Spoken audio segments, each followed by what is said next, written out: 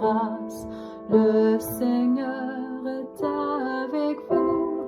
Vous êtes bénie entre toutes les femmes, et Jésus, votre enfant, est béni. Em nome do Pai, e do Filho e do Espírito Santo. Amém. Muito bem, meus irmãos, mais uma vez estamos aqui hoje para meditarmos, continuarmos falando um pouco acerca da nossa doutrina, da sã doutrina da salvação, sobretudo no credo, a profissão de fé cristã.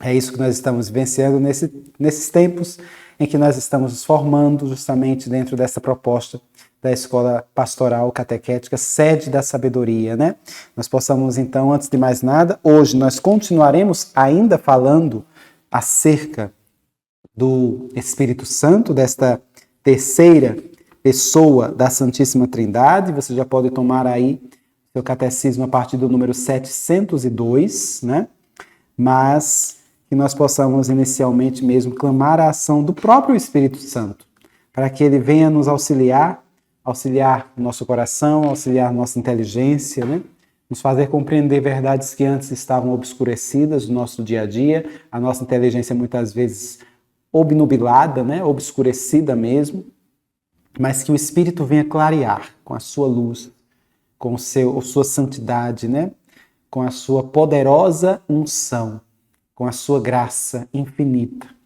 habitar no nosso meio, habitar no nosso coração, para que de forma digna e proveitosa possamos verdadeiramente anunciar, a partir do momento que aprendemos as coisas de Deus, aprendemos as coisas do alto, anunciar aquilo que nós aprendemos, que nós ouvimos, que nós percebemos da sã doutrina, Que nós possamos verdadeiramente, com o coração jubiloso e até mesmo expectante mesmo, possamos pedir mesmo para que o Espírito Santo venha em nosso auxílio, ilumine nosso coração e nos conduza ao longo deste processo de formação.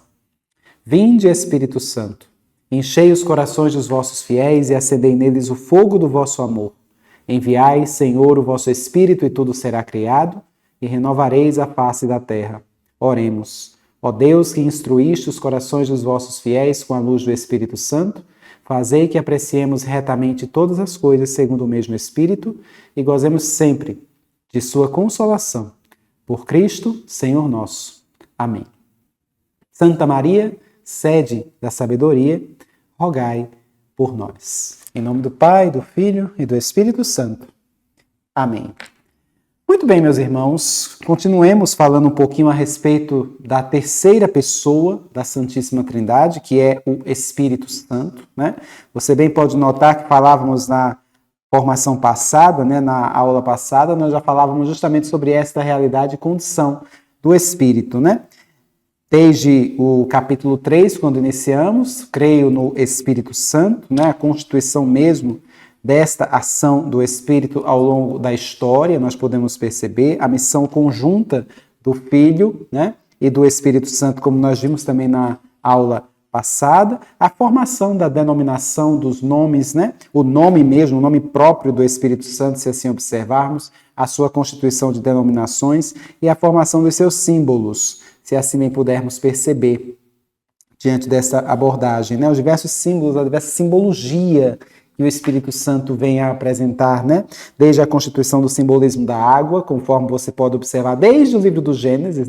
O Espírito Santo pairava sobre as águas, podemos assim observar, daquela realidade caótica, o Espírito Santo conduz e cria o cosmos, Podemos observar a constituição da unção mesmo, e daí aquela realidade da unção com óleo, o óleo da unção, se assim observarmos também dentro dessa trajetória. Nós falávamos sobre essa simbologia também na aula passada, Este Cristo, que é justamente essa condição mesmo, É o ungido, vamos dizer assim, até mesmo o próprio termo, Cristo, significa ungido, Em grego, se assim observarmos, Messias, do hebraico, que significa também ungido nesse processo, Dentro desse mecanismo. Se ele é ungido, é porque houve alguém que ungiu, podemos assim dizer. Podemos até observar que foi o Pai quem ungiu, o Filho. E se ele ungiu o Filho, é porque houve uma unção. Esta unção é justamente o Espírito Santo, Então o Filho é um ungido. O Pai é aquele que ungiu, e o Espírito é a própria unção, se nós evidenciarmos. Falávamos sobre isso também um pouco na constituição da aula passada, né? Conforme você viu aí no número 695, mas também a constituição do fogo, né? O Espírito que está presente no fogo, como nós observamos a constituição dos seus 7 dons, vemos também a formação do povo de Deus que caminhava na terra prometida, né? Quando era de noite, ia mediante o fogo que conduzia justamente esta realidade, né? A sarça ardente, né? Podemos observar daquela sarça que ardia sem se consumir, a realidade do fogo, como também a realidade da nuvem, né? O Espírito Santo, ele vai conduzindo o povo de Israel de dia, mediante uma nuvem, né? Se assim pudermos evidenciar. Você nota que o Espírito Santo desceu sobre a Virgem Maria como uma nuvem, então você tem toda esta realidade simbólica do Espírito. Observa a condição da luz mesmo do Espírito Santo, associada ao seu selo, né? O Espírito Santo, ele te confere um selo indelével, né? Podemos assim observar, mediante a sua unção. E ainda poderíamos chamar o Espírito de o dedo da mão direita de Deus, né? Podemos assim evidenciarmos essa simbologia que nós observamos, a configuração da imposição das mãos, né? O Espírito Santo, que também é simbolizado pela pomba, se nós evidenciarmos aí a forma de pomba, né? Que nós vimos desde os tempos de Noé, observamos lá em Noé a configuração também de uma pomba, né? Que foi lançada para ver se tinha terra, né? Se ela poderia voltar, pelo menos para dar algum indicativo de que as águas do dilúvio tinham baixado, né? Se nós evidenciarmos aí algumas condições, nós percebemos toda esta abordagem que nos sugere a iconografia cristã. Mas agora chegamos ao número 702, né? Quando nós podemos perceber aqui o Espírito Santo como sendo a constituição da sua evidência no tempo da promessa. Né? Um tempo das promessas. Nós observamos aí o número 702. É bem interessante percebermos quando ele já vai dizer assim: desde o começo até a plenitude dos tempos, a missão conjunta do Verbo e do Espírito do Pai permanece escondida, mas está em ação. Note esta configuração evidenciada no Antigo Testamento, né? A pedagogia do catecismo é bem interessante porque aqui você tem o tópico 3, né, onde começamos no número 702, ele vai falar da ação do Espírito Santo na antiga aliança. E depois ele vai falar da ação do Espírito Santo na nova aliança. Podemos ir percebendo já essa condição. E você nota justamente esta ação quando ele diz aí: o Espírito de Deus prepara aí o tempo do Messias. E os dois, sem serem ainda plenamente revelados, já são prometidos, a fim de serem esperados e acolhidos quando se manifestarem. Ou seja, é como se ele fosse preparando o caminho, né? Preparando o caminho para que no tempo oportuno o Filho vai se manifestar e no tempo oportuno o Espírito também vai se manifestar. Porque o próprio Jesus, quando diz que vai mandar um outro paráclito, né? Eu vou, mas virá o outro paráclito que vos ensinar-vos-á todas as coisas, né? Quando ele diz isso, ele já está preparando o povo. E ele está falando mediante a graça e a unção do próprio Espírito Santo, né? Então é pela ação do Espírito, o Filho fala para os apóstolos acerca do próprio Espírito. Eu vou mandar o Espírito Santo. Então você vai observando esta constituição, né?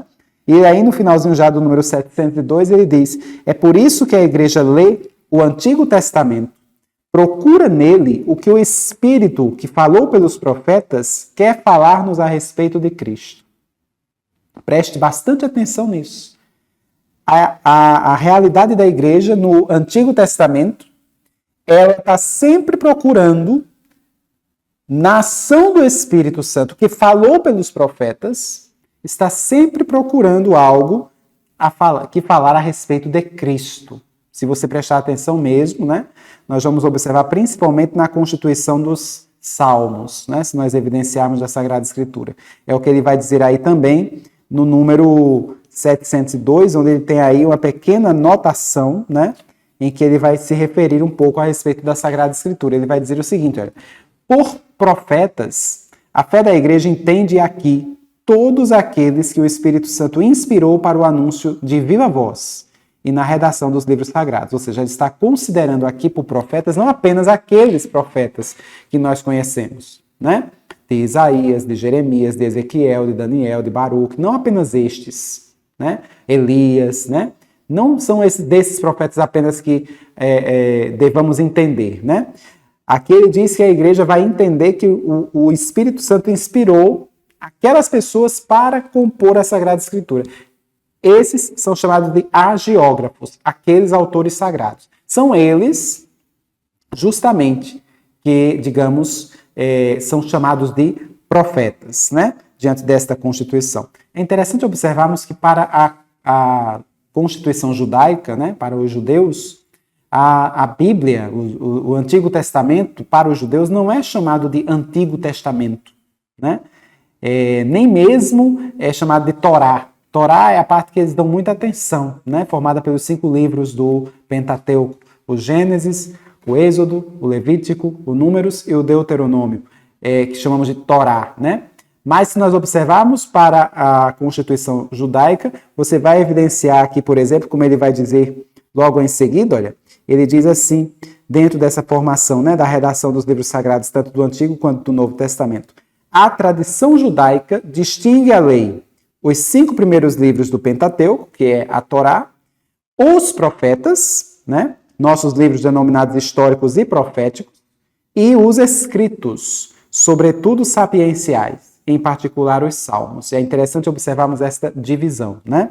A Sagrada Escritura, principalmente o Antigo Testamento, para a Constituição judaica. Nós tínhamos lá os 5 livros do Pentateuco, né, que correspondem à Torá, mas nós também teríamos aí aquilo que ele vai chamar de livros históricos e proféticos, os livros históricos, que são 16 livros no Antigo Testamento, começando por Josué, Juízes, Ruth, 1 Samuel, 2 Samuel, 1 Reis, 2 livro de Reis, 1 Crônicas, 2 livro de Crônicas, né? O livro de Esdras, o livro de Neemias, o livro, se nós observarmos, o primeiro livro dos Macabeus, o segundo livro de Macabeus, o livro de Tobias, o livro de Judite, o livro de Esther. Esses livros são chamados livros históricos, né? Mas também temos os livros proféticos, que vão envolver Isaías, Jeremias, Ezequiel, né? Abacuque, Sofonias, Ageu, Daniel, enfim, tantos livros que nós temos aí do Antigo Testamento proféticos. Junte os livros históricos com os livros proféticos, para o judaísmo, eles vão chamar de Neviim, né, em hebraico. Então, Neviim seriam justamente os profetas, né?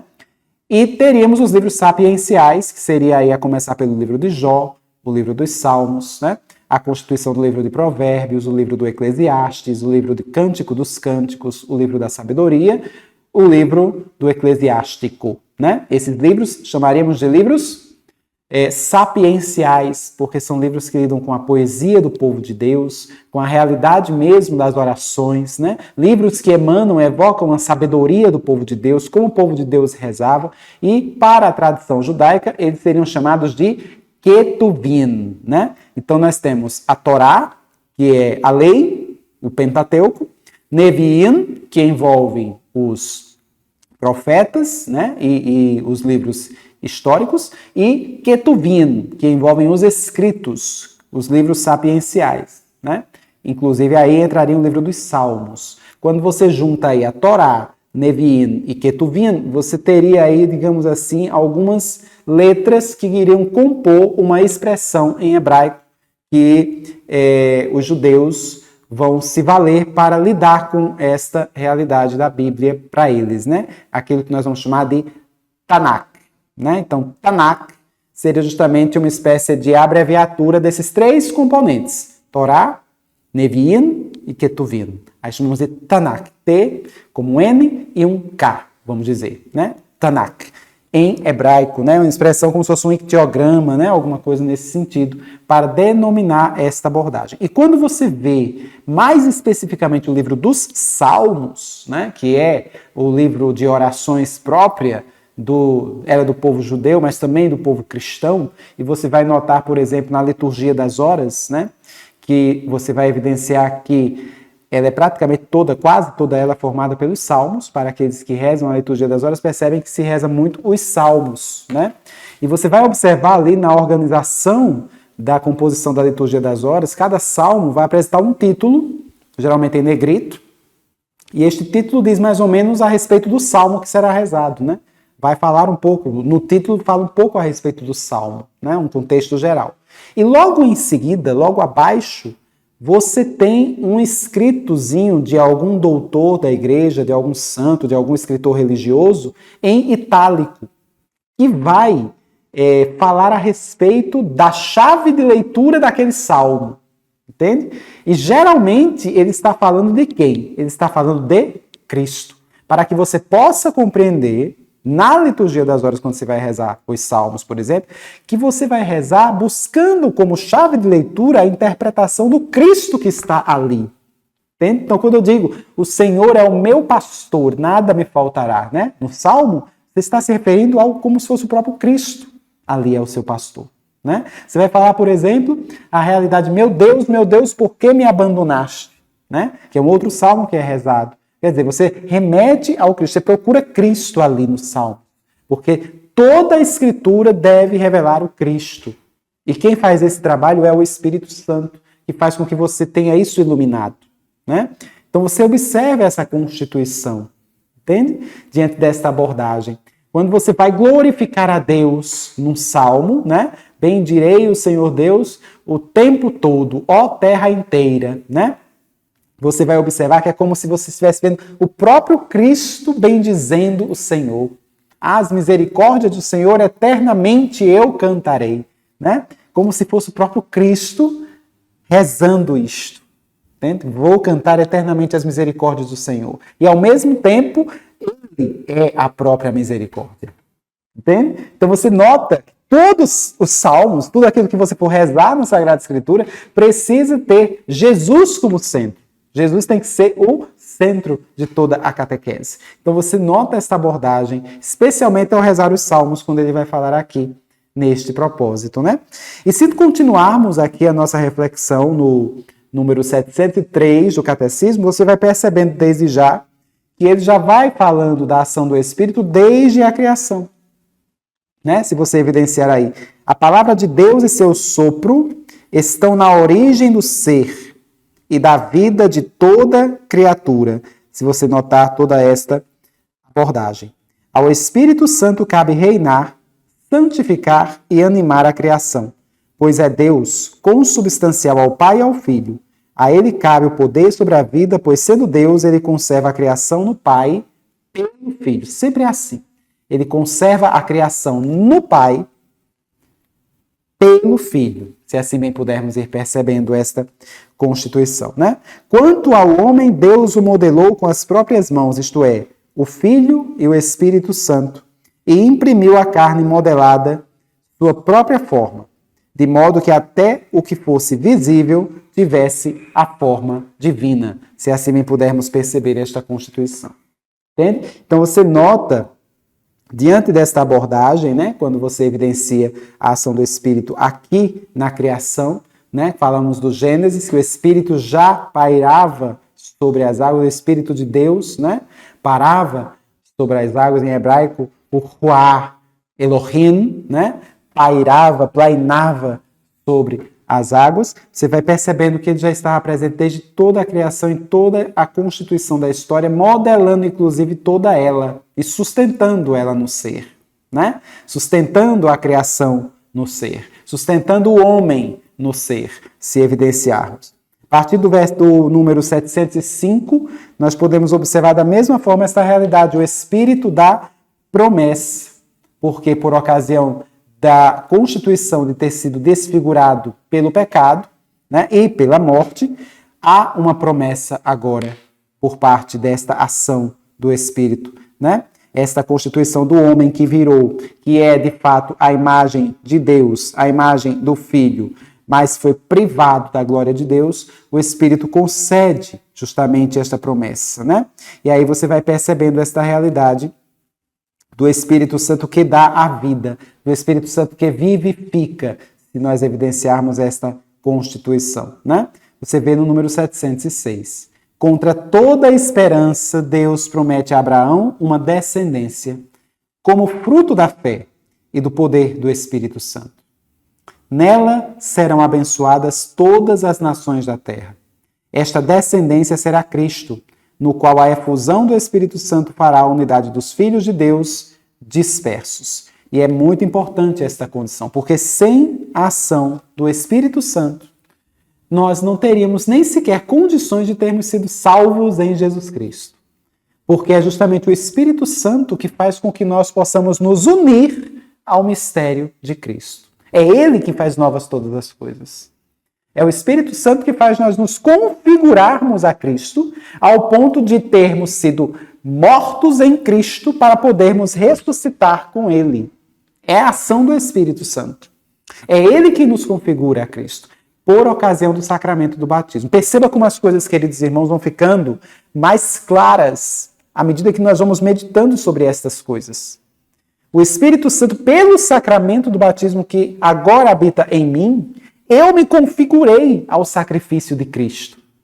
Por isso que no sacramento do batismo, nós, quando somos batizados, né, efetivamente, quando você tem todo aquele processo mesmo do rito do batismo, eu te batizo em nome do Pai, do Filho e do Espírito Santo, no ato do batismo você passa da condição de mera criatura para a condição de filho de Deus. Entende? Ou seja, você agora passa a ser adotado, digamos assim, em Cristo Jesus. E aí você se une ao mistério da crucificação de Cristo. Né? E, consequentemente, você mergulha nesta paixão e morte para ressuscitar com Ele. Por isso São Paulo vai dizer aos Colossenses: se morremos com Cristo, ressuscitastes com Ele. Entende? Então você nota que nós, pela ação do Espírito Santo, nós nos configuramos ao sacrifício de Cristo. E aquele sacrifício redentor é capaz de me alcançar ao longo da história. Eu sou alcançado por aquele sacrifício redentor. Entende? Por isso que, pela ação do Espírito, do próprio Espírito e Cristo, que tinha a visão beatífica do Pai, a visão de toda a realidade, de toda a sua criação no alto da cruz, eu posso perfeitamente dizer com toda segurança que no alto da cruz, Jesus estava pensando em mim. Como se só existisse eu mesmo para ele pensar. E ele pensava na humanidade inteira. Mas com uma pontualidade, podemos perceber. Note bem esta realidade. É justamente isso que faz com que, por exemplo, Santa Teresinha, do Menino Jesus, ela, ao ter uma visão com Nossa Senhora, segurando o Menino Jesus, ela teve essa visão, e aí ela dizia justamente isso. O Menino Jesus estava acariciando a face santíssima de Maria, a sagrada face da Virgem Maria. O Espírito Santo acariciava, o Menino Jesus acariciava com uma mão a sagrada face de Nossa Senhora. E enquanto ele acariciava com uma mão a sagrada face da Virgem Maria, com a outra mão ele sustentava o universo. E enquanto ele acariciava a Virgem Maria com uma mão e com a outra mão sustentava o universo, ele estava pensando em mim. Veja que maravilha podemos compreender esta realidade da infância espiritual de Santa Teresinha do Menino Jesus. Né? Então você percebe esta riqueza, esta maravilha e esta certeza de que pela visão beatífica que Jesus tinha do Pai, era possível ele ter ideias, saber exatamente acerca de mim, e do momento em que eu fosse alcançado pela sua graça redentora na cruz, no ato do meu batismo. Então você vai percebendo esta ação que nós vemos aqui no número 706. Podemos perceber ainda, né, a partir do número 707, a constituição do Espírito Santo ainda na Antiga Aliança, com relação às teofanias, a lei, né, que nós podemos observar. Por exemplo, nós vamos perceber aí, logo no número 707, as teofanias. O que é uma teofania? É uma manifestação de Deus. Né? Nós vemos, por exemplo, o episódio da sarça ardente, aquela sarça, aquele arbusto que ardia sem se consumir, né? Diante daquela realidade de Moisés, que nós observamos no livro do Êxodo, no capítulo 3. Nós vamos percebendo aquela condição da sarça que não se consome, e você vai notando que Deus ali aos poucos vai se manifestando, né? Mas não necessariamente se manifestando na pessoa do Espírito Santo, porque não havia aquele entendimento naquele contexto, né? Quem és, Senhor? E ele dizia, eu sou o que sou, né? Eu sou aquele que é, podemos assim observar. Ou então simplesmente eu sou, né? Como Deus manda Moisés ir até o faraó. Eu sou, me mandou aqui, para que você liberte o povo de Israel. Não é assim? Quanto mais ele se revelava, mais ele se tornava misterioso diante dessa condição. Então você vai notando a pedagogia de Deus dentro desse processo, né? Essa pedagogia de Deus aparece especialmente no dom da lei, como você vê no número 708, a qual foi dada como um pedagogo para conduzir o povo a Cristo. Mas sua impotência para salvar o homem privado da semelhança divina e do conhecimento maior que ela dá ao pecado suscita o desejo do Espírito Santo. Os gemidos dos salmos atestam isso. Esta realidade que o salmista vai colocando ao longo da história, né? Ao longo da Constituição, de procurar Cristo cada vez que você vai rezar a oração dos salmos. E aí você vai notando que, ao longo desta caminhada, desta trajetória, você vai percebendo que o Espírito Santo vai sendo aos poucos revelado. Note bem, ele foi revelado ali na criação, depois no Espírito da promessa, aí falamos de Abraão, depois a constituição da teofania, fomos falando de Moisés, né? A teofania e a lei, e aí você observa o Espírito no reino e no exílio.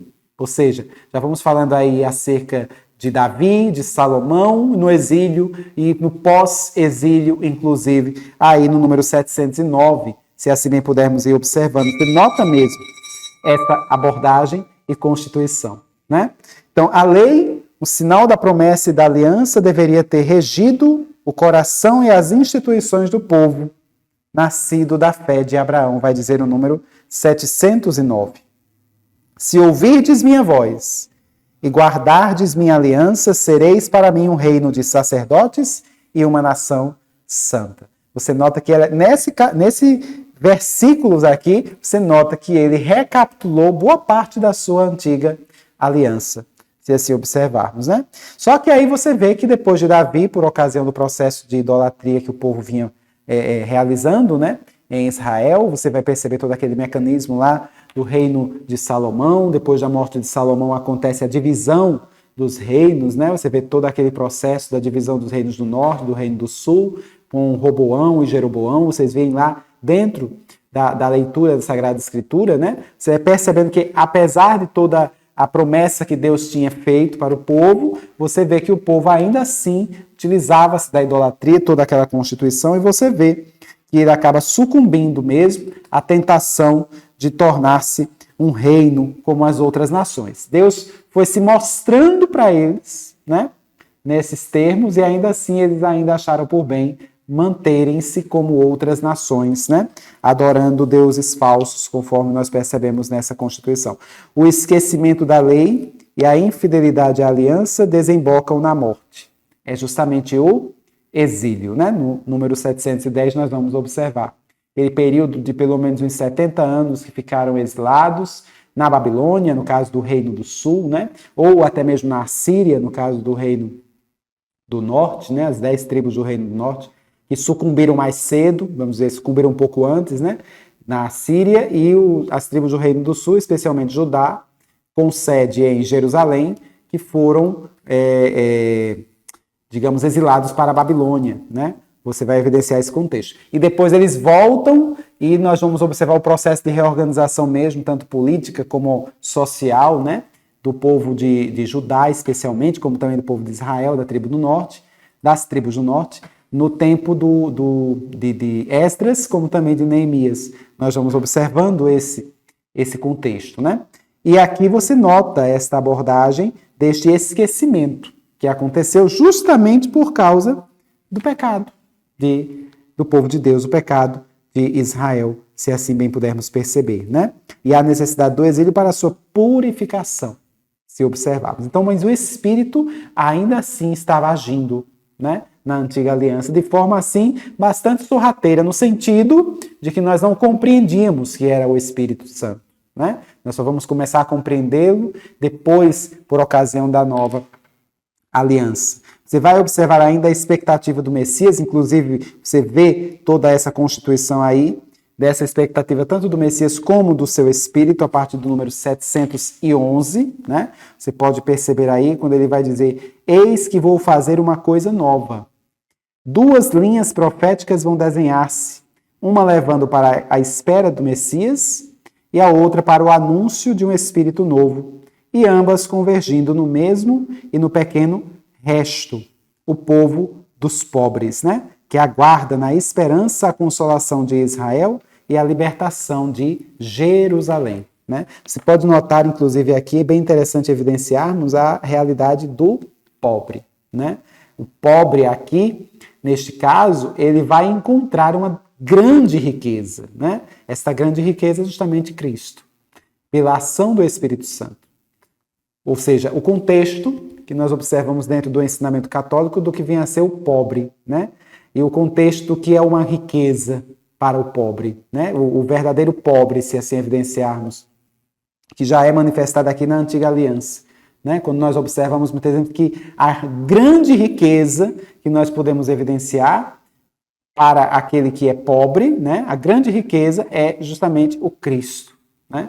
Ele é o grande tesouro.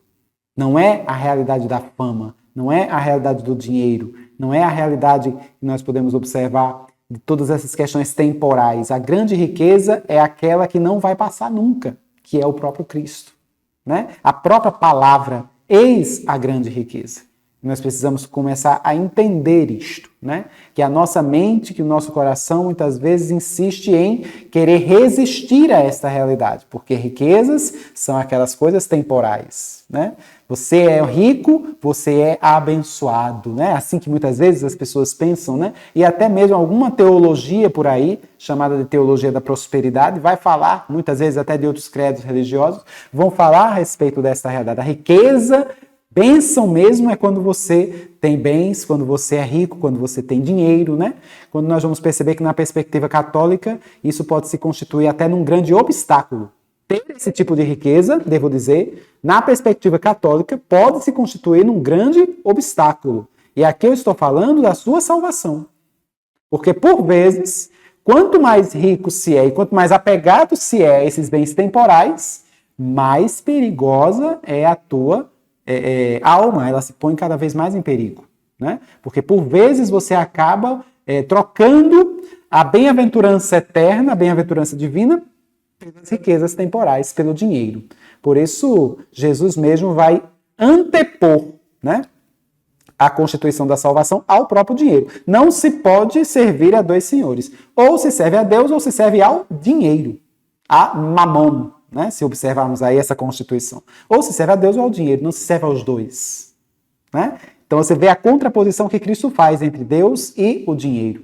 Então é necessário que meditemos um pouco sobre estas questões, porque a grande riqueza mesmo é o próprio Cristo. É o que observamos também aqui no número 711, se assim observarmos. E um pouco mais adiante, no número 712, você vê a realidade mesmo da profecia que vai culminar, né, com a constituição de Emmanuel, né, que é profetizado no livro de Isaías, né, quando Isaías tem aquela visão da glória, podemos assim observar, né, e evidenciamos justamente essa abordagem quando ele mesmo vai dizer, né, no seu capítulo 11, que um ramo sairá do tronco de Jessé, um rebento brotará de suas raízes, sobre ele repousará o Espírito do Senhor, espírito de sabedoria e de inteligência, espírito de conselho e de fortaleza, espírito de conhecimento e de temor do Senhor. Né? Embora aqui mostre apenas 6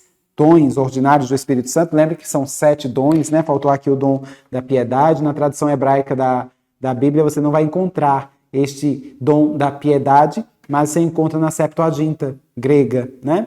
O dom da piedade também como sendo dom do Espírito Santo, tá? Então você vai notando essas abordagens aqui. Mais adiante, no número 714, ele também vai referir uma passagem de Isaías, quando o próprio Jesus, já preparando mesmo a nova aliança, né? O próprio Jesus mesmo, ele cita a profecia também de Isaías, quando vai dizer: o Espírito do Senhor está sobre mim, porque ele me ungiu para evangelizar os pobres, curar aos de coração ferido, enviou-me para proclamar a remissão aos presos e aos cegos a recuperação da vista, para restituir a liberdade aos oprimidos e para proclamar um ano da graça do Senhor, né? Você vai observar esta inauguração desta boa nova quando o próprio Jesus mesmo, no Evangelho, por exemplo, segundo São Lucas, vai proclamar isto, né? Na sinagoga. Você vai evidenciando estas constituições, né? Da preparação do Espírito Santo para a nova aliança. Isso tudo ainda na antiga aliança, se assim observarmos, né? Se notarmos também aqui no número 715, ele vai se referir justamente aos textos proféticos, né? Se evidenciarmos aqui diversos textos proféticos que vão culminar com o Pentecostes e que São Pedro cita também nos seus discursos, né? Algumas passagens que remetem um pouco ao Antigo Testamento, como se ele tivesse assim descobrindo que o Espírito Santo não se manifestou somente lá em Pentecostes, ele sempre esteve na história do povo de Deus, na história de salvação do povo de Deus, né? Mas só depois de ter passado toda essa história, o próprio Jesus Cristo veio, morreu, ressuscitou, subiu aos céus. Aí quando o Espírito vem em Pentecostes, aí as coisas, os olhos se clareiam, digamos assim, os olhos se abrem e agora Pedro começa a perceber que o Espírito realmente vinha habitando, né? E agora ele veio para fazer efetivamente morada, né? Ele não vem só para uma missão específica e depois ele deixa aquele espaço, aquele ambiente, aquele lugar, aquela circunstância. Ele agora veio habitar no meio de nós, verdadeiramente, Pentecostes, né? Como nós vamos observar mais adiante. É isso que nós temos aqui no número 715, né? E no número 716 ele vai falar justamente sobre a realidade do pobre, como a gente já vinha mencionado, né? O povo dos pobres, né? Os humildes e os mansos, totalmente entregues aos desígnios misteriosos de seu Deus, os que esperam a justiça não dos homens, mas do Messias. É finalmente a grande obra da missão escondida do Espírito Santo durante o tempo das promessas para preparar a vinda de Cristo. Ou seja, tudo tem razão de ser em Cristo Jesus. Nós evidenciarmos esta constituição, né? Isso vai se exprimir muito bem, muito claramente no livro dos Salmos, conforme nós podemos notar aí. E aí você tem no número 717, agora o tópico 4, né? Ele vai falar sobre o Espírito de Cristo e a plenitude dos tempos, né? Duas figuras aqui, duas figuras assim precursoras, né? Podemos assim dizer, que vão estar relacionadas a esta realidade do anúncio do Cristo, né? De forma mais evidente. Uma é João Batista, o precursor, podemos assim dizer, o Batista, né? E a própria Virgem Maria, que também, de certa forma, vem a anunciar, já que ela vai ficar grávida, né? Então, já que é anúncio maior do que esse, de que ele realmente vem, ele vai nascer, vamos dizer assim, o Verbo eterno do Pai se faz homem, e aí ele vai constituir-se mesmo em um nascimento, né? Em um Natal, podemos assim observar. Mas aí você tem no número 717 até o número 720, você vê João Batista como sendo precursor, né? Do Senhor. E aí você nota toda esta configuração, muitas vezes confundido com Elias, né? Como nós notamos aí no número 718, né? E aí você vai perceber que João, no número 719, é mais do que um profeta, né? Você nota que o 719 vai dizer isso. João é mais do que um profeta. Nele o Espírito Santo conclui a tarefa de falar pelos profetas. João encerra o ciclo dos profetas inaugurado por Elias. Anuncia a iminência da consolação de Israel. É a voz do Consolador que vem. Como fará o Espírito de verdade? Ele vem como testemunha para dar testemunho da luz. Aos olhos de João, o Espírito realiza assim as pesquisas dos profetas e o desejo dos anjos. É bem interessante observarmos, porque João Batista, ele no deserto, né, preparando o caminho para o Senhor, pregando no deserto, né, aquilo que Isaías também profetizara, ouço uma voz vindo da montanha, ouço cada dia melhor, podemos assim observar. Preparai o caminho do Senhor, aplainai as suas veredas, né? Aquilo que João Batista iria depois, mais adiante, buscar, preparar efetivamente o caminho do Senhor, quando ele é questionado, né? Se ele de fato era o Messias, ele vai dizer que não, ele não era digno nem de desatar as sandálias, né, do Messias. Você vai observar essa realidade. Ele passou a vida toda pregando sobre o Messias, que por sinal era o seu próprio primo, né, nosso Senhor Jesus Cristo. E aí, de repente, quando Jesus já chega ao seu termo, podemos assim observar, quando Jesus já chega ao seu termo, de repente, eis que ele vem ali, enquanto João Batista pregava no Jordão, eis que vem Jesus. Eu fico imaginando a cena, Jesus vindo, e de repente, João Batista encontrando a verdade que ele proclamara a vida inteira. De repente, a verdade estava ali diante dos seus olhos. Quando ele proclama, eis o Cordeiro de Deus, aquele que tira o pecado do mundo. Né? Então você vê que ele vem reconhecendo o próprio Jesus e de repente você nota que ele se depara com aquele que ele realmente vinha profetizando, vinha proclamando, vinha anunciando. Por causa dele, ele desgastou, digamos, a sua vida. Por causa dele, ele vivia no deserto. Por causa dele, ele era perseguido pelos poderosos daquela época. E de repente ele se depara com ele próprio, né? Diante dessa condição. E de repente ele, o Senhor, pede para ser batizado por João. Né? Eu não sou digno de batizar. O batizador, vamos dizer, né? Jesus Cristo. Dentro desse processo que ele prega justamente, né, o batismo de João, um batismo de conversão. E aí Jesus vai inaugurando ali uma nova economia de salvação por ocasião deste batismo, quando de fato o céu se abre e nós vamos perceber a ação do Espírito Santo que desce como pomba. O Pai fala, eis o meu filho, eu hoje o gerei, né? Eis o meu filho muito amado, eu hoje o gerei. E isso acontece, por exemplo, diante do sacramento do batismo, quando nós somos batizados. É como se o Pai enviasse justamente o seu Espírito Santo para gerar o Filho em nós. Que maravilha podemos notar esta condição. E quantos de nós não percebemos esta condição e realidade, né? Nesse processo. É uma maravilha podermos notar esta abordagem, né? E aí, por cima, você vê também, já aqui no número 719 mesmo, né? Ele vai dizer, aquele sobre quem vires o Espírito descer e permanecer é o que batiza com o Espírito Santo. Enquanto que João batizava um batismo na água, Jesus é quem batizava de fato, efetivamente, com o Espírito Santo. Esse Espírito que veio sobre ele como uma pomba, né? Eis o Cordeiro de Deus. Podemos perceber que o Catecismo também vai falando acerca disso. E aí no número 720 ele vai dizer, finalmente com João Batista o Espírito Santo inaugura, prefigurando o que realizará com e em Cristo. Restituirá ao homem a semelhança divina. O batismo de João era para o arrependimento. O batismo da água e no Espírito será um novo nascimento. Você vai evidenciando esta configuração, né? A partir daquele momento, João já não mais fala, porque agora já tem a palavra ali. A própria palavra já estava diante dele. Naquele momento, João se cala. Podemos notar esta constituição. Você vai perceber a partir do número 721, mais um aspecto agora, né? Mais um anúncio, podemos dizer. Agora, daquela que é a cheia de graça. A feliz, né? A Virgem Maria, podemos perceber. A Mãe de Deus, né? Podemos notar a chamada Mãe de Deus toda santa, né? Se notarmos aí no número 721. Aquela efetivamente que o Pai mesmo preparou, né? Para a chegada do Filho, né? Podemos assim observar toda esta constituição. Ele mesmo vai notando aqui ao longo destas reflexões que podemos notar no número 721. Ele é aquela que foi preparada efetivamente para ser a mãe do Verbo, né? Aquela que foi preparada perfeitamente para ser um trono, podemos assim dizer, né? Uma sede, vamos dizer assim.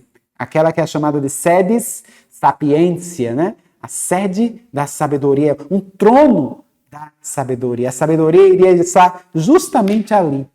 Iria assentar-se, digamos, ali naquele trono, né? Naquela arca da aliança, podemos assim dizer, a nova arca da aliança, que é a Virgem Maria, onde Jesus mesmo estaria fazendo morada. Nós vemos isso aqui neste número. Quanta coisa observamos somente nesse parágrafo, né? Parágrafo 721. Maria, a Mãe de Deus toda santa, sempre virgem, é a obra-prima da missão do Filho e do Espírito na plenitude do tempo. Você percebe mesmo? O Espírito virá sobre ti, né, como uma sombra, e tu conceberás e darás à luz um filho. Aquilo que o anjo Gabriel vai falar, né? São Lucas põe na boca do anjo Gabriel em grego, aire, né? Maria, que haritomene, né? Ho kyrios metarsu. Você vai notando esta realidade. Aire, né? Como quem diz assim, alegra-te, né? Cheia de graça, que haritomene. Alegra-te, agraciada, né? Esse termo agraciada tem a ver com, se você for observar até a etimologia da palavra, né? No português mesmo, agraciado, graça, né? Até engraçado. Engraçado remete a quê? Remete à alegria, né? Por isso você vê todas essas expressões fazendo jus aqui nesse momento. É um momento de alegria. Alegra-te, agraciada, né? Cheia de graça. Está sempre remetendo à questão da alegria, né? Tu és plena da graça. Esta condição que nós evidenciamos. Por isso ele vai dizer aqui, pela primeira vez no plano de salvação, e porque o teu Espírito a preparou, o Pai encontra a morada, em que seu Filho e seu Espírito podem habitar entre os homens. É neste sentido que a tradição da Igreja muitas vezes leu, com relação a Maria, os mais belos textos sobre a sabedoria. Maria é decantada e representada na liturgia como o trono da sabedoria. Note que maravilha, que bonito, né? Estamos falando aqui justamente dessa escola catequético, pastoral, né? Sede da sabedoria, e nós percebemos justamente também presente aqui no catecismo, no trono da sabedoria. A sedes sapientia, né? Conforme nós podemos notar. E ainda podemos perceber aqui, nela começam a manifestar-se as maravilhas de Deus que o Espírito vai realizar em Cristo e na Igreja. Olha que bela analogia se observarmos o fato de que dois acontecimentos tremendos que o Espírito Santo realiza, né? O primeiro é que em Jesus Cristo, em Nossa Senhora, o Espírito desce sobre a Virgem Maria e como uma sombra, né, cobre ela como numa sombra e o Espírito concebe, digamos assim, Jesus ali no ventre da Virgem Maria. Ela concebeu do Espírito Santo, não é? Nós percebemos essa condição. Então, quando Maria está lá no livro dos Atos dos Apóstolos, quando se diz que Maria estava presente lá no cenáculo, né, junto com os apóstolos ali em oração, não se diz assim somente que Maria estava presente lá no cenáculo. Maria era o próprio cenáculo. Nós observamos aqui em Lucas 1. Ela veio justamente aquela porque o Espírito realmente veio fazer morada, né? Veio se unir a ela para conceber esse filho, podemos assim observar, né? Já existia ali, digamos, quem sabe, uma união esponsal, podemos evidenciar, em termos que podemos compreender, né? Dentro da nossa linguagem. Mas percebamos isto. E quando chega em Pentecostes, lá no cenáculo, outro grande momento em que o Espírito Santo desce sobre a igreja, né, os apóstolos, para constituir ali a igreja, que é o corpo de Cristo. A igreja, né, é o corpo de Cristo, onde Cristo é a cabeça e nós somos os membros, e o Espírito desce para constituir o mistério da igreja. Note que Nossa Senhora também está lá presente. Está presente justamente na concepção do corpo do filho dela, no seu ventre, o corpo de Cristo, né? E também estava presente lá em Pentecostes, quando o corpo místico de Cristo é também, vamos dizer assim, instaurado de forma pública e definitiva ali em Pentecostes, né? Veja que analogia magnífica podemos observar aqui. A Virgem estava presente nos dois momentos, quando Cristo é concebido no seu ventre, a segunda pessoa, o Verbo eterno do Pai, né? E quando Cristo, corpo místico de Cristo, é gerado, digamos assim, vamos dizer, enquanto igreja, né, para a salvação da humanidade. Maria é presente nos dois grandes momentos da vinda do Espírito Santo. Note bem esta realidade e condição. Então você vê aí no número 722, quando ele vai dizer: o Espírito Santo preparou Maria com sua graça. Convinha que fosse cheia de graça a mãe daquele em que habita corporalmente a plenitude da divindade, diz aí Colossenses, né? Você percebe esta realidade, para que você não fique dúvida de que Jesus, sendo Deus, Maria é tida por mãe de Deus, a grande Theotokos, né? Como nós podemos perceber. Isso é muito relatado, inclusive, se vocês observarem, né? São João Paulo II, ele tem catequeses maravilhosas e magníficas acerca da constituição de Nossa Senhora, né? Sobre Nossa Senhora, catequeses belíssimas acerca de Nossa Senhora, o pontificado dele, que inclusive foi um pontificado dedicado, consagrado à Virgem Maria, né? Totus tuus, né? Todo teu, né? O pontificado de São João Paulo II. São João Paulo II, que inclusive, como tantos outros místicos santos, né? Até papas da história da igreja, foram consagrados à Santíssima Virgem pelo método de São Luís Maria Grignon de Montfort, né? Você vai perceber esta realidade. E ele também fala a respeito desta condição, né? Que Maria é grande Theotokos, podemos assim observar. E aí, lendo da leitura do Tratado da Verdadeira Devoção à Santíssima Virgem, você pode observar justamente esta constituição, né? E este aprofundamento da pessoa de Maria, né? Que você pode evidenciar aí no tratado. Não apenas no tratado em si, mas até mesmo para aquilo que São Luís sugere, São Luís propõe no que diz respeito, no que tange à consagração à Santíssima Virgem, que na verdade não é uma consagração à Virgem Maria, né? Mas é a consagração total a Jesus pelas mãos de Maria. Nós podemos assim observar que é o que São Luís nos propõe nesse tratado que ele escrevera, né? E que São João Paulo II também divulgou durante o seu pontificado. Você nota essa configuração aqui, né? Quando nós vemos no número 722 essa alusão que ele faz aqui também, do mesmo jeito, a formação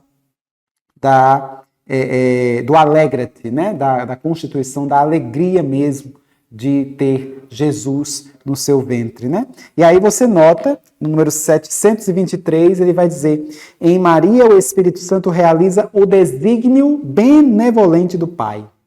É pelo Espírito Santo que a Virgem concebe da luz do Filho de Deus. Sua virgindade transforma-se em fecundidade única pelo poder do Espírito e da fé. Olha até que ponto nós observamos, né, a profundidade desta constituição de sua virgindade.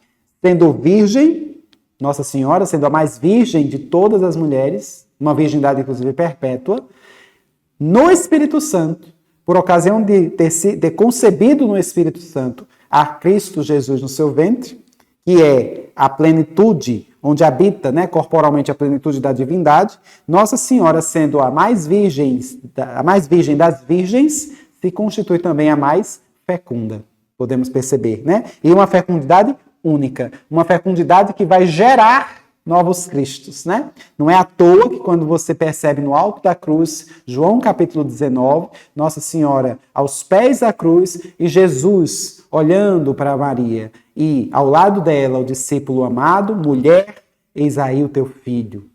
Filho, eis aí a tua mãe. Devemos lembrar que Jesus, sendo a palavra, ele fala, as coisas acontecem, né? Naquele instante o discípulo a recebeu como a sua mãe, recebeu Maria em sua casa como sua mãe. Mas não somente aquele espírito, aquele discípulo, no Espírito Santo, quando Jesus diz isso, está falando para o discípulo, somos todos nós, no Espírito Santo.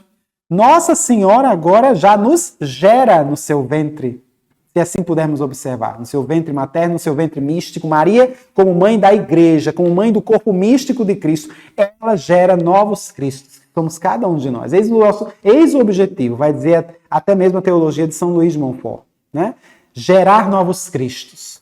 Por isso somos filhos de Maria, para que ela possa gerar novos Cristos. Porque o nosso objetivo enquanto cristãos alcançarmos a santidade é assumirmos a maturidade de Cristo, não é? É assumirmos realmente a estatura de Cristo, como diz São Paulo. É necessário assumir a estatura de Cristo, a maturidade de Cristo, sermos novos Cristos, fazer aquilo que São Paulo também afirma na sua carta aos Gálatas. Eu vivo, mas não sou eu, é Cristo que vive em mim. É quando você olha para a vida dos santos. Quando você olha para a vida dos santos, você vê Jesus vivendo ali naquele santo. Ao seu modo, daquele jeito que aquele santo muitas vezes vivencia, alguns de uma forma até mais extraordinária que outros, mas Jesus está ali vivendo. Você olha para a vida de um São Vicente de Paulo, por exemplo, você vê a realidade da caridade de Cristo ali, assumindo mesmo aquele papel do Cristo que vai ao encontro dos pobres na caridade. Você vê um Santo Tomás de Aquino, um santo extraordinário, especialmente na sua produção acadêmica. Foi um verdadeiro milagre ele, em tão pouco tempo, ter escrito tanto. Entende? O Cristo ali atuando também, quem sabe, na sabedoria, na inteligência.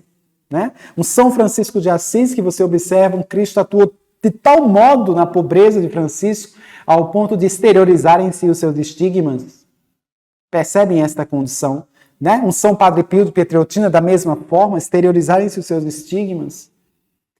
na realidade do governo, como você vê santos da estirpe de São Pio X, de São João Paulo II, de São Pio V, né? Que tinham aquele aspecto da liderança, de governar a igreja, ao mesmo tempo garantindo uma santa e sagrada humildade. Você vê novos Cristos aí, pela ação do Espírito Santo, você vê Cristo sendo gerado nos seus santos. Por isso que se diz que a igreja é a continuação, a continuidade histórica da encarnação do Verbo. Entende? É Nossa Senhora que gera os seus filhos nesse corpo místico. Ela que é mãe da igreja, mãe de todos nós, vamos assim observar. Então percebamos esta realidade e esta condição. E mais ainda, podemos notar aqui, no número 725, por Maria, o Espírito Santo começa a pôr em comunhão com Cristo os homens, objetos do amor benevolente de Deus. E ao final desta missão do Espírito, Maria torna-se a mulher, né? Esta mulher anunciada desde o Gênesis 3,15, a chamada nova Eva, a mãe dos viventes, a mãe do Cristo total, eu gosto dessa expressão. Maria é a mãe do Cristo total, né? Se assim pudermos evidenciar aqui no número 726. E aí você vai notando essa abordagem do Espírito Santo que atua de forma muito particular, obviamente, na própria pessoa do Cristo. O Espírito Santo atua vivamente, plenamente, atingindo a sua plenitude, obviamente, na pessoa de Cristo, que é justamente aquele de quem é o Espírito Santo, né? Você nota, por exemplo, no número 727, quando ele vai dizer: toda a missão do Filho e do Espírito Santo na plenitude do tempo está contida no fato de o Filho ser o ungido do Espírito do Pai, desde a sua encarnação. Jesus é o Cristo, o Messias. É aquela realidade que já havíamos observado. Jesus, que se nós observarmos a constituição do Cristo, né, em grego, Christos, em grego, que significa ungido, né? O Messias, né, em hebraico, que é ungido da mesma forma, né, se nós observarmos.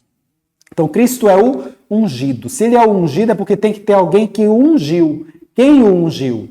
O Pai, né? Então, o Pai ungiu, o Filho foi ungido e ele foi ungido com o quê? Com uma unção. Essa unção é o Espírito Santo. Se assim pudermos ir percebendo esta constituição, né? E aí você vê toda essa configuração aí, que nós observamos no número 727, como também 728, que vai mostrando realmente Jesus revelando gradativamente a ação do Espírito Santo, se a gente puder perceber, né? Você pode notar, por exemplo, aí, quando ele se refere a Nicodemos, né? No que diz respeito à questão de que precisa nascer de novo, né? Nascer da água e do Espírito, nós observamos essa condição. Nicodemos até não tinha entendido, com toda a sua sabedoria, com toda a sua sapiência, não entendia nada do que Jesus falara, né? Você percebe esta realidade. Do mesmo jeito, o Espírito que se manifesta à samaritana, né? Conforme nós vimos lá no Evangelho segundo São João, capítulo 4, né? O Jesus que se manifesta à samaritana e fala desta água viva que jorra para a vida eterna, né? Quando ela gradativamente ela já vai percebendo, né, esse desejo. Eu quero, Senhor, desta água viva. Dá-me de beber desta água. Era a ação do próprio Espírito ali nela, ela nem notava. Muitas vezes é isso que acontece conosco. Nós nem notamos o desejo de Deus que nós temos. E, na verdade, é o Espírito já agindo no nosso querer, agindo no nosso coração, mexendo dentro de nós, buscando mesmo, fazendo com que você deseje ardentemente esta busca por Deus, né? Você vai percebendo estas alusões. Aqui você vê várias considerações que ele vai colocando, né? Aos que participam da festa dos tabernáculos. Inclusive, você vai notar mesmo que o próprio Pentecostes, né?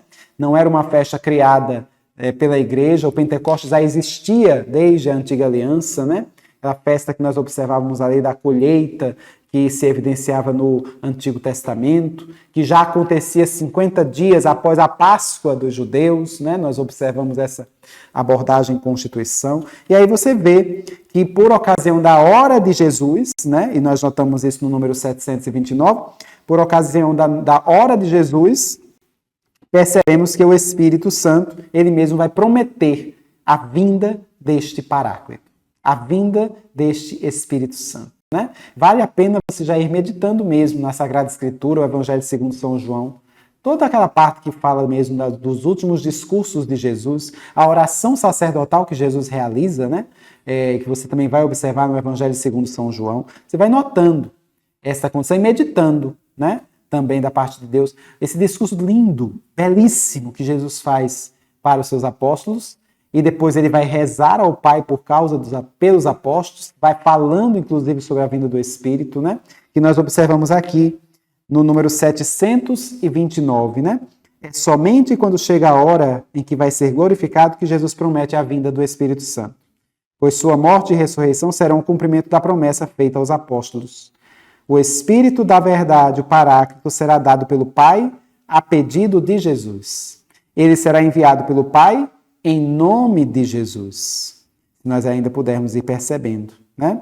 Jesus o enviará de junto do Pai, pois ele procede do Pai, né? Se nós evidenciarmos. O Espírito virá, nós o conheceremos. Ele estará conosco para sempre. Ele permanecerá conosco. Ele nos ensinará tudo e nos lembrará de tudo o que Cristo nos disse, e dele dará testemunho. É pela ação do Espírito que as coisas de fato acontecem, né? A graça de Deus que muitas vezes vai acontecendo na sua vida, por vezes, né? Por meio dos dons ordinários do Espírito Santo que nós já havíamos mencionado.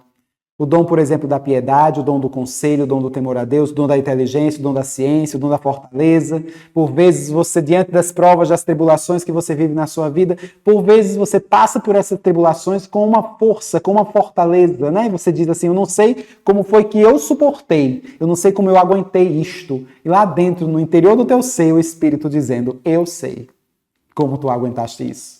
Um conselho que você dá para alguém, e esse conselho vem de uma sabedoria que nem você mesmo consegue descrever como foi que você teve aquele insight, aquela sabedoria para falar daquele conselho para aquela pessoa. Você não sabe de onde foi que você tirou aquela palavra que serviu tão bem, que aquela pessoa acolheu tão bem, que fez tão bem para aquela pessoa. E lá dentro do teu coração o Espírito dizendo, eu sei de onde saiu esta palavra. Foi do próprio Espírito Santo, dom ordinário que você recebeu, um dom infuso que você recebeu por ocasião do batismo. Você recebeu esses dons. Dons ordinários, dons que inclusive te ajudam no teu processo de salvação, de santificação, ainda por cima. Você vai notando esta constituição, né? E no número 730, ele vai dizer aqui também, além disso, finalmente chega a hora de Jesus. Jesus entrega seu espírito nas mãos do Pai. No momento em que por sua morte é vencedor da morte, de maneira que ressuscitado dos mortos pela glória do Pai, dá imediatamente o Espírito Santo soprando sobre os seus discípulos. Quando ele aparece para os apóstolos, estando as portas fechadas, a paz esteja convosco, recebei o Espírito Santo. Ele já estava ali soprando sobre os apóstolos o Espírito Santo. E a partir dessa hora, como diz o Catecismo, a missão de Cristo do Espírito passa a ser a missão da Igreja. Como o Pai me enviou, também eu vos envio. Note como Cristo faz questão mesmo de se configurar, né? De fazer com que nós nos configuremos a Ele. Em tudo. Agora é a missão da Igreja. Agora somos nós que vamos em missão. Faremos o que Ele fez. Faremos o que Ele mandou. Vamos caminhar com Jesus do mesmo jeito, seguindo os seus passos. Seu ministério público, sua constituição da paixão, morte, também ressurreição, como a Igreja que caminha, né? Rumo a esses passos de nosso Senhor, se nós assim observarmos, né? E aí, quando você chega no número 731, você observa aí o Espírito Santo e a Igreja nos últimos tempos, você vê o fenômeno extraordinário e único de Pentecostes, né? Quando o Espírito Santo é derramado sobre os apóstolos e sobre Nossa Senhora, né? Toda aquela realidade que nós percebemos lá no 2º capítulo de Atos dos Apóstolos, né? Você pode notar, inclusive, que é a descida do Espírito Santo, a vinda do Espírito Santo, como línguas de fogo, né? Com toda aquela realidade que ele coloca ali naquele contexto, naquele cenáculo, né? Eles começavam a orar de diversas formas, né? Você nota aí, por exemplo, que Jerusalém, naquele tempo, naquele momento, estava ali em polvorosa, né, com muitas pessoas ali a Jerusalém por conta da festa de Pentecostes. Muitos ali estavam querendo visitar o túmulo do rei Davi, você pode perceber essa condição, ou seja, aquela região ali, principalmente onde os apóstolos estavam, estava tomada de gente. Como diz aí o livro dos Atos dos Apóstolos, a partir do versículo 5. Ele vai dizer que existiam judeus piedosos de todas as nações que há debaixo do céu. Vai mostrar até aí os diversos locais e as diversas realidades de pessoas que estavam presentes, né, em Jerusalém e que viram, de certa forma, aquela zoada. Se observarmos ali no cenáculo, né, eles estavam ali em polvorosa, podemos assim dizer. O Espírito veio, é uma alegria muito grande. É algo que realmente mudou a vida definitivamente daqueles apóstolos, né, diante daquela realidade. Pedro, que de covarde porque negou Jesus 3 vezes, é o primeiro a tomar a palavra após este acontecimento, para muitas pessoas falarem, de tal modo que o que ele falava na língua dele, as pessoas escutavam Pedro falando na sua língua, as pessoas escutavam na sua própria língua. Existiam ali partos, medos, elamitas, cretenses, árabes, prosélitos, né? Gente da Mesopotâmia, do Ponto, da Panfília, ali próximo naquela região do Oriente, nós observamos aquela condição, cretenses, árabes. Não é isso que nós percebemos? Nós lemos tudo isso no livro dos Atos, no capítulo 2. E todos escutavam Pedro falando, como se estivesse ali, Pedro falando na sua língua, e todos escutavam Pedro como se estivessem ouvindo na sua própria língua. Quem era persa entendia persa, quem era árabe entendia em árabe, quem era da Mesopotâmia entendia na sua língua, né? E Pedro falava o aramaico, se assim observarmos, né? Então, gregos entendiam em grego o que Pedro dizia em aramaico. Note a reunião e a constituição das línguas ali. O contrário da Babel, né? O contrário da Torre de Babel. Babel, inclusive, vem de Babilônia, né? Se nós observarmos, tem até um radical igual, podemos assim observar, né? A confusão das línguas ali em Babel, se você for observar, ela é, digamos assim, restaurada em Pentecostes, né? Se nós evidenciarmos essa constituição. E você vê tudo isso aí dentro deste processo da constituição do Pentecostes e do Espírito Santo enquanto dom de Deus que é derramado sobre os nossos corações, inclusive, né? Você percebe que esse Espírito agora age na igreja, por meio da igreja, ele vai agindo ao ponto até de transbordar para além da igreja, porque o Espírito ele não se submete a um território, né? Ele não se submete a 4 paredes, se assim evidenciarmos. Ele não se submete aos muros da igreja, ele age onde ele quer, como o próprio Jesus mesmo vai dizer. O Espírito sopra onde quer, né? Ninguém sabe de onde vem, nem para onde vai. Você vai observando esta realidade quando ele falava lá com Nicodemos, né? Então ele sopra onde quer.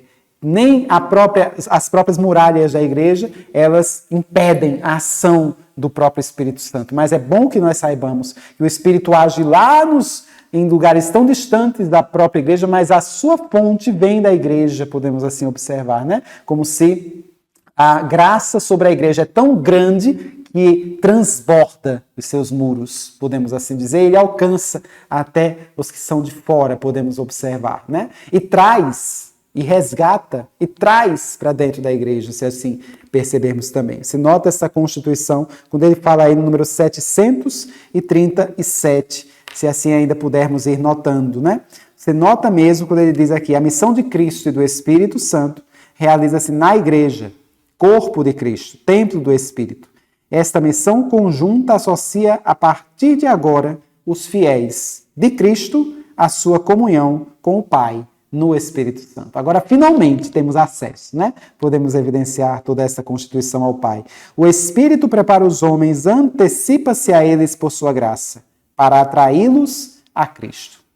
Esta é a ação. O Espírito antecipa, até mesmo aqueles que não são ainda cristãos, né? Para que venham a tornar-se de Cristo, tornarem-se de Cristo. Manifesta-lhes o poder do Senhor ressuscitado. Lembra-lhes sua palavra, abrindo-lhes o Espírito à compreensão de sua morte e ressurreição.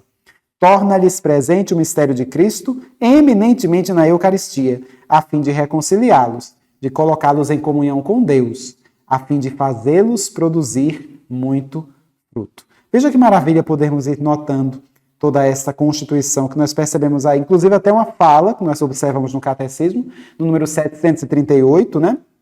no que diz respeito a São Cirilo de Alexandria, também um dos padres da igreja, logo no início dos primeiros séculos, nós vamos observar que ele vai falando, inclusive, acerca da Santíssima Trindade, né?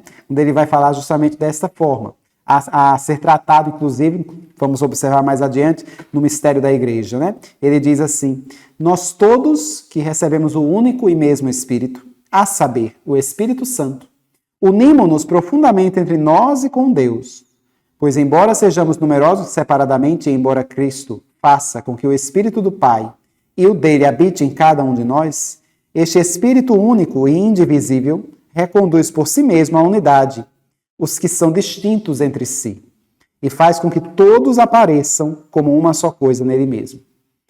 E da mesma forma que o poder da santa humanidade de Cristo faz com que todos aqueles em quem ela se encontra formem um só corpo, penso que da mesma maneira o Espírito de Deus que habita em todos, único e indivisível, os reconduz todos à unidade espiritual, fazendo valer aquilo que o Senhor disse também no Evangelho, que todos sejam um. Este é o desejo do Senhor, né? A unidade. Tudo deve caminhar para a unidade. O Espírito, por mais difícil que seja, né?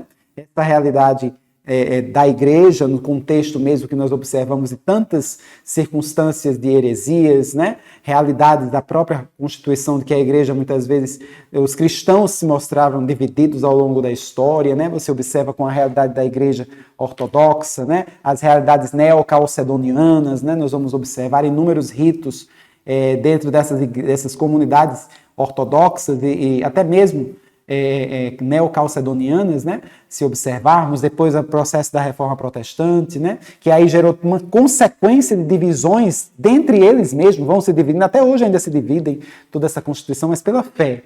Nós precisamos acreditar, crer mesmo, na volta, no retorno à unidade da fé, à unidade eclesial, né? A unidade da igreja. Essa é a realidade que precisamos buscar compreender, que todos sejamos um de pensamento, um de coração, um de alma, né? Sermos uma só alma, a realidade que o Espírito mesmo nos confere, a buscar a unidade. Não pode haver tanta contradição no Espírito que é único e indivisível dentro deste processo, né? E para já irmos caminhando para o final da nossa formação de hoje, nós vamos observar os números 739 ao 741, que ainda vai falar acerca da ação do Espírito ao longo da história, né? O Espírito Santo, a unção mesmo de Cristo. É o próprio Cristo, a cabeça do corpo, que o infunde em seus membros para alimentá-los, curá-los, organizá-los em suas funções mútuas, vivificá-los, enviá-los a testemunhar, associá-los à sua oferta ao Pai e à sua intercessão pelo mundo inteiro. É pelos sacramentos da Igreja que Cristo comunica aos membros de seu corpo o seu Espírito Santo e santificador. Essas maravilhas de Deus oferecidas aos crentes nos sacramentos produzem seus frutos na vida nova. O Espírito também vem em nosso auxílio, conforme você percebe lá na carta de São Paulo aos Romanos, né, no capítulo 8, ele diz, ele auxilia, ele socorre a nossa fraqueza, pois não sabemos o que seja conveniente pedir, mas o próprio Espírito intercede por nós, com gemidos inefáveis. É maravilhoso percebermos esta realidade. O Espírito com gemidos inefáveis, muitas vezes gemidos que nós nem notamos, nem percebemos, o Espírito age no nosso ser, age no nosso coração diante desta condição. Ele é, de fato, o artífice, como diz o catecismo, o artífice da obra de Deus, né? O mestre da oração. Aquilo que se canta em sua ladainha, o Pai dos pobres, né? Que somos todos nós. E que evidenciamos toda essa configuração, né? O mestre da oração, se assim bem pudermos perceber. Muito bem, nós notamos aí também que do número 742 ao número 747 você também vai ter o resumo, né? Daquilo que falávamos acerca do Espírito Santo. Nós já vamos finalizando o nosso momento de hoje, né? Espero e desejo ardentemente que o Espírito Santo habite verdadeiramente em vossos corações, possa de fato incomodá-los, né? Poderosamente, de forma assim grandiosa, mediante a intercessão da bem-aventurada Virgem Maria, para que o teu coração cada vez mais deseje conhecer o Senhor, deseje buscar cada vez mais a Deus, deseje santidade ao teu coração, né? Desejo ardentemente que o Espírito Santo de Deus fomente no teu coração um forte desejo de santidade, de estar com o Senhor para a eterna glória, para a eternidade, estar junto com a companhia dos santos, né? Cumprir aquilo que nós rezamos, nós cantamos tantas vezes em um canto muito bonito da tradição da igreja, um canto tradicional mesmo, podemos dizer, né? Com vossa mãe estarei, né? Na santa glória um dia. Percebe essa condição? Né? Muitas vezes nós rezamos até mesmo diante da morte, né? Com a Santa Virgem Maria, no céu triunfarei. No céu, com minha mãe estarei. No céu, com minha mãe estarei. Que você possa ter esta realidade ser o teu canto de hoje, ao final desta formação. Que Nossa Senhora mesmo fomente no teu coração esse desejo de estar com ela na eternidade, contemplando a glória de Deus, contemplando a visão beatífica do Senhor, estando em adoração a Deus, vivendo a felicidade plena pelos séculos dos séculos, por toda a eternidade. Rezemos juntos. Ave Maria, cheia de graça, o Senhor é convosco. Bendita sois vós entre as mulheres, e bendito é o fruto do vosso ventre, Jesus. Santa Maria, Mãe de Deus, rogai por nós, pecadores, agora e na hora de nossa morte.